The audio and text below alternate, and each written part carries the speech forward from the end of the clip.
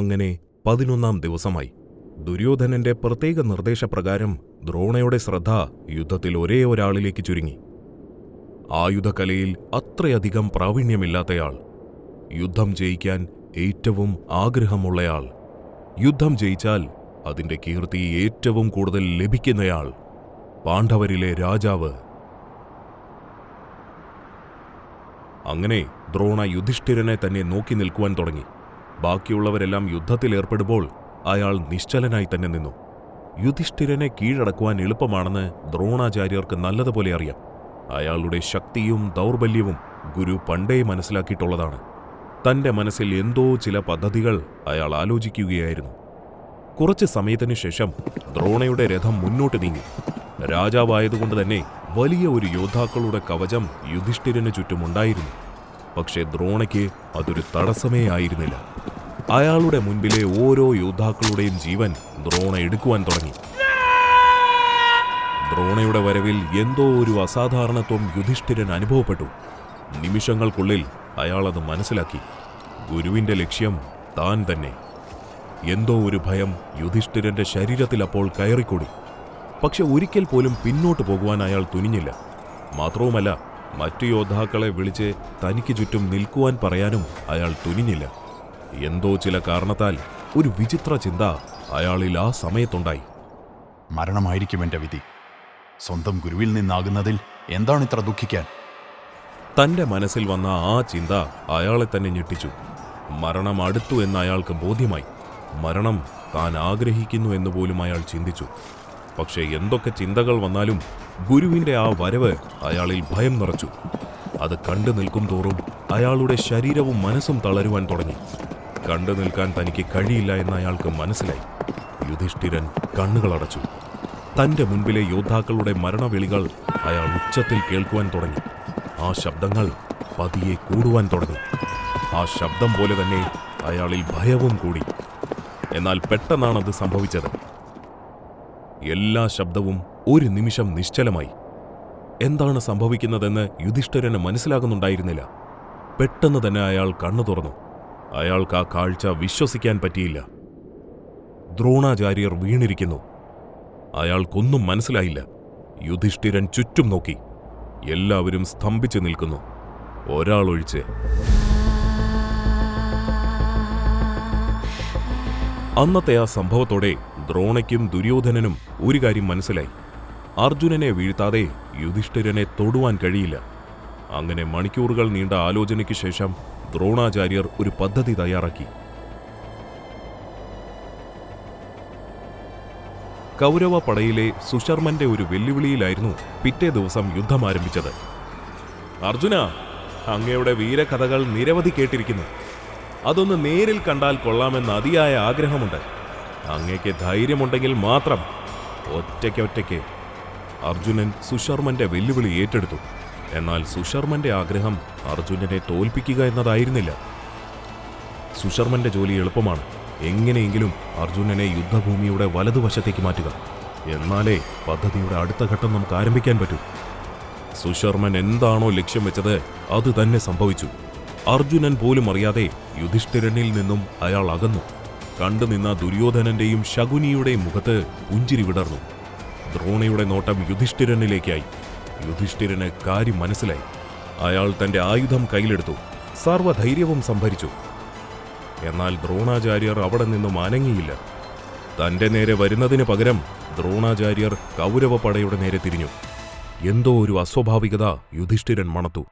സൈന്യങ്ങളുടെയും മറ്റു പ്രധാന യോദ്ധാക്കളുടെയും ശ്രദ്ധ ദ്രോണാചാര്യരിലേക്ക് മാത്രമായി. ചക്രവ്യൂഹം! എന്താണ് ഈ ചക്രവ്യൂഹം? ചക്രവ്യൂഹത്തെക്കുറിച്ച് എന്റെ ശിഷ്യന്മാരിൽ അർജുനനെ മാത്രമേ ഞാൻ പഠിപ്പിച്ചിട്ടുള്ളൂ. അതുകൊണ്ട് തന്നെ അർജുനനെ മാറ്റിയ ശേഷമേ നാം ചക്രവ്യൂഹത്തിലേക്ക് മാറുകയുള്ളൂ. പണ്ടുകാലം മുതലേ ഉള്ള ഒരു യുദ്ധതന്ത്രമാണ് ചക്രവ്യൂഹം. വളരെയധികം അപകടം നിറഞ്ഞിരിക്കുന്ന ഒരു തന്ത്രം. ഒരു ചുഴലിക്കാറ്റിനെ പോലെ സൈന്യത്തെ ക്രമീകരിക്കുന്ന രീതിയാണിത്.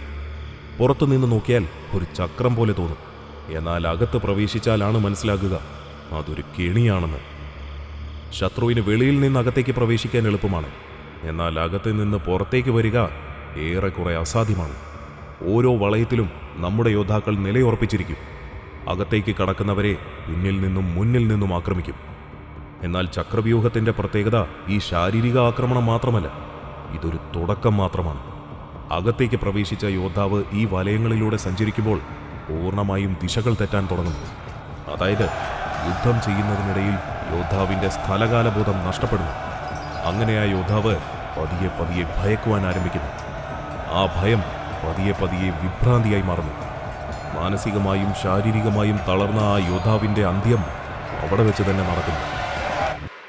യുധിഷ്ഠിരൻ സ്തംഭിച്ചുപോയി. പണ്ട് മുതലേ ചക്രവ്യൂഹത്തെപ്പറ്റി അയാൾ ഒരുപാട് കേട്ടിരിക്കുന്നു. എന്നാൽ എങ്ങനെ അതിൽ നിന്നും പുറത്തേക്ക് വരണമെന്ന് ഒരു പിടിയുമില്ല. അതുകൊണ്ട് തന്നെ ആ മരണച്ചുഴിയിലേക്ക് കയറാൻ അയാൾ ഭയന്നു.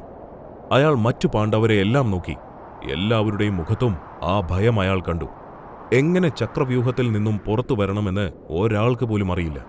അറിയുന്ന ആളാണെങ്കിൽ സുശർമ്മനുമായി യുദ്ധം ചെയ്യുന്നു. എന്ത് ചെയ്യണമെന്നറിയാതെ യുധിഷ്ഠിരൻ സ്തംഭിച്ചു നിന്നു. എന്തെങ്കിലും ഒരു തീരുമാനം എടുത്തേ പറ്റൂ, അല്ലെങ്കിൽ യുദ്ധം സ്തംഭിക്കും. അവിടെ ആകെ ഒരു ഭയപ്പെടുത്തുന്ന നിശബ്ദത പടർന്നു. ആര് പോകുമെന്നുള്ള ചോദ്യം അവരിൽ ആവർത്തിക്കുവാൻ തുടങ്ങി. പെട്ടെന്നായിരുന്നു ഒരു രഥത്തിന്റെ ശബ്ദം അവരുടെ കാതുകളിലെത്തിയത്. പാണ്ഡവരുടെ ഭാഗത്തു നിന്നുമാണത്. അർജുനനാണതെന്ന് അവർക്ക് മനസ്സിലായി. എന്നാൽ രഥം അടുക്കും തോറുമാണ് അവരത് മനസ്സിലാക്കിയത്. അവരെ പൂർണ്ണമായും ഞെട്ടിക്കുന്നതായിരുന്നു ആ കാഴ്ച. പാണ്ഡവരിൽ എല്ലാവരിലും ആ കാഴ്ച ഭയം നിറച്ചു. എന്തിനേറെ പറയുന്നു, കൗരവർ പോലും ആ കാഴ്ച കണ്ടു ഞെട്ടി.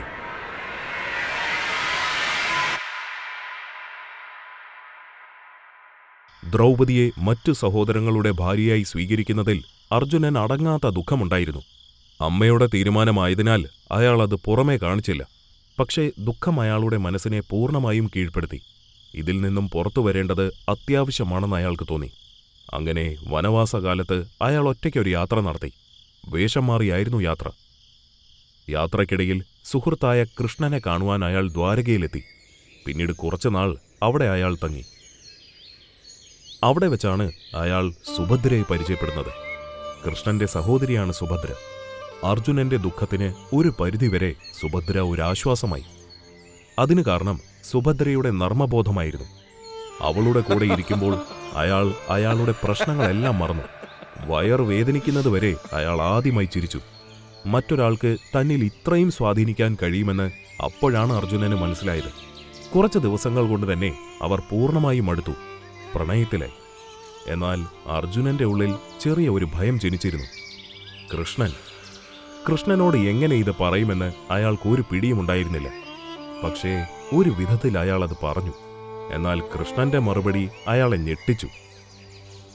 സ്നേഹത്തെ പിരിക്കാൻ പ്രപഞ്ചത്തിൽ ആർക്കാണ് കഴിയുക അർജുന? അങ്ങനെ ദ്വാരകയിൽ വെച്ച് സുഭദ്രയും അർജുനനും തമ്മിലുള്ള വിവാഹം നടന്നു.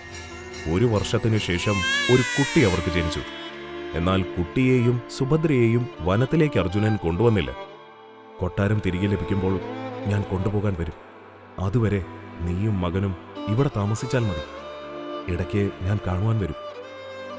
അങ്ങനെ അർജുനന്റെ മകൻ കൃഷ്ണന്റെ ദ്വാരകയിൽ വളരാൻ ആരംഭിച്ചു. വളരെ ചെറുപ്പത്തിൽ തന്നെ കൃഷ്ണന്റെ കീഴിൽ കഠിനമായ ആയുധ പരിശീലനം അവൻ നേടുവാൻ തുടങ്ങി. മുതിർന്ന യോദ്ധാക്കൾ പഠിക്കുന്ന പല മുറകളും അവൻ ചെറുപ്രായത്തിൽ പഠിക്കുവാൻ തുടങ്ങി. അല്ല, കൃഷ്ണൻ പഠിപ്പിക്കുവാൻ തുടങ്ങി. ശേഷം നിരവധി യുദ്ധതന്ത്രങ്ങളും അവനെ കൃഷ്ണൻ പഠിപ്പിച്ചു. അങ്ങനെ വെറും 16 വയസ്സായപ്പോൾ തന്നെ ഒരു മുതിർന്ന യോദ്ധാവ് പഠിച്ചിരിക്കേണ്ട എല്ലാ ആയുധമുറകളും അവൻ പഠിച്ചു. എന്നാൽ ഗുരുകുലം വിടാൻ നേരം അവൻ കൃഷ്ണനോടൊരു ചോദ്യം ചോദിച്ചു. ചോദിക്കാൻ പാടുണ്ടോ എന്ന് എനിക്കറിയില്ല.